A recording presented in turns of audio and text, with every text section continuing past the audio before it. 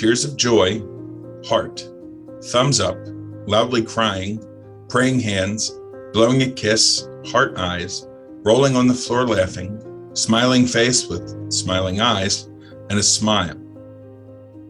What do all of these things have in common? They're the top 10 emojis used in 2021. The past 2 decades, we have changed how we share emotions and communicate. Now, in a largely virtual world, we have made a transition to most of our communication being through email, direct messages, and texting. What each of those methods lacks is a way to express clear emotion. As technology has advanced, our way to convey emotion through text has progressed as well, from changing the font or italicizing, to asterisks, to emoticons, and now emojis. But how do we know what these emojis actually mean? Enter the nonprofit organization called the Unicode Consortium. The Unicode Consortium controls all things emoji. They even have an official process to submit a new emoji for use worldwide. And while it seems a bit silly for me to sit here and talk to you about emojis, surveys have shown that 92% of people in the world use emojis, making it come to the surface as an almost universal language.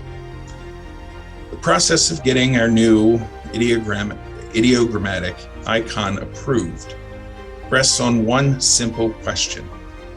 Does it mean what we think it means? If the answer is yes, then the emoji is entered into the official Universal Emojipedia. I didn't know that was a thing. For official use worldwide.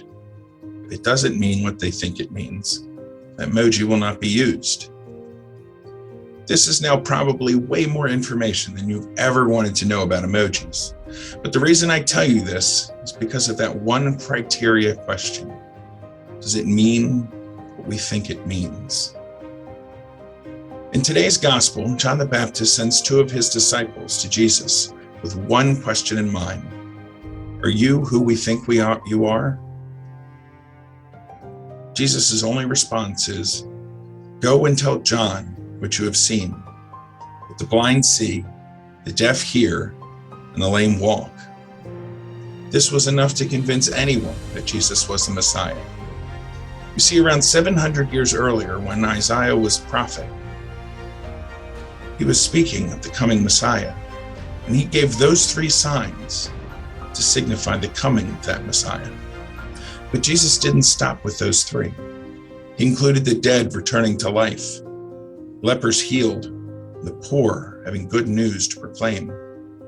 Jesus wanted to leave little doubt in John's mind, the minds of his followers, that Jesus was the promised Messiah for which John had been preparing. Jesus had done all of the things prophesied and more. We are now midway through the 3rd week of Advent, and our focus is shifted towards the coming of Christ at Christmas. How can we show the world that Jesus truly is Emmanuel? Is there an emoji for that? Actually, there is, sort of. Heck, there's even a website for an emoji Bible, as sad as that might sound. But I think the birth of Jesus needs more than an ideogrammatic icon. The birth of Jesus should be shared with our lives, our attitude, and with a very smile on our face, and not just the emoji smile we share on our devices. After all, Jesus did tell us that people will know we are his followers by the joy we have in our lives.